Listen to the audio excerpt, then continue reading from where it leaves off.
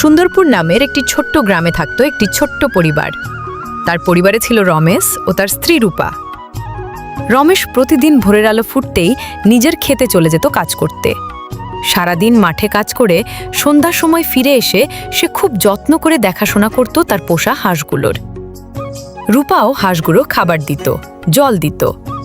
হাঁসগুলোই ছিল তাদের একটা বড় ভরসা। গ্রামের পাশের জঙ্গলে বাস করত এক চালাক শিয়াল। বহুদিন ধরে সে দেখছিল রমেশের উঠোনে কয়েকটা মোটা তাজা হাঁস ঘুরে বেড়ায়। তার মুখে জল পড়ে কিন্তু সাহস পেত না, কারণ রোহান সন্ধেবেলায় উঠোনে থাকত।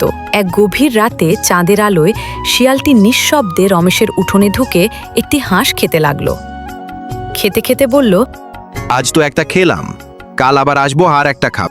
পরের দিন রাতেও শিয়াল এলো, কিন্তু এবার সে ভাবল, যদি এখানে খেতে গিয়ে কেউ দেখে ফেলে, বরং হাঁসটা নিজের গুহায় নিয়ে যায়।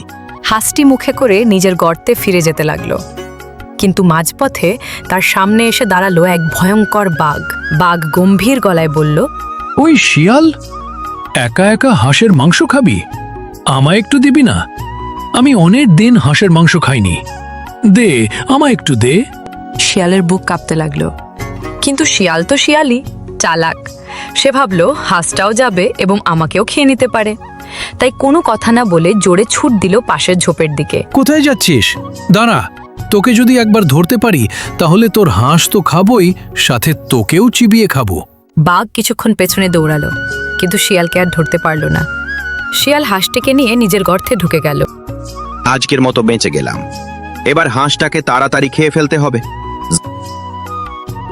এদিকে রমেশ ও তার স্ত্রী লক্ষ্য করল যে প্রতিদিন একটি করে হাঁস কমে যাচ্ছে। তারা খুব চিন্তায় পড়ে গেল।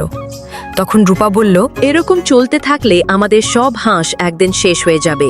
আজকে রাত্রে লুকিয়ে থেকে দেখতে হবে আমাদের হাঁসগুলো ঠিক কোথায় যাচ্ছে। রাত নামতেই তারা দুজন গাছের আড়ালে লুকিয়ে পড়ে।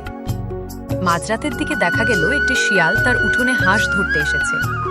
সে চুপি চুপি হাঁসের দিকে এগোতেই রোহান লাঠি হাতে ঝাঁপিয়ে পড়ল শিয়ালটির ওপর। ও, তাহলে তুই আমার হাঁস চুরি করিস? শেয়াল, আজ তোর কপালে খুব দুঃখ আছে। তোকে মেরে তোর পিঠের হাড় ভেঙে দিব। প্রতিদিন হাঁস চুরি করা বের করে দিব। আমার ভুল হয়ে গেছে, আমাকে ক্ষমা করে দাও। আমি কথা দিচ্ছি, আমি আর কোনো দিন তোমাদের গ্রামে হাঁস চুরি করতে আসব না। আজকের মতো আমাকে ছেড়ে দাও।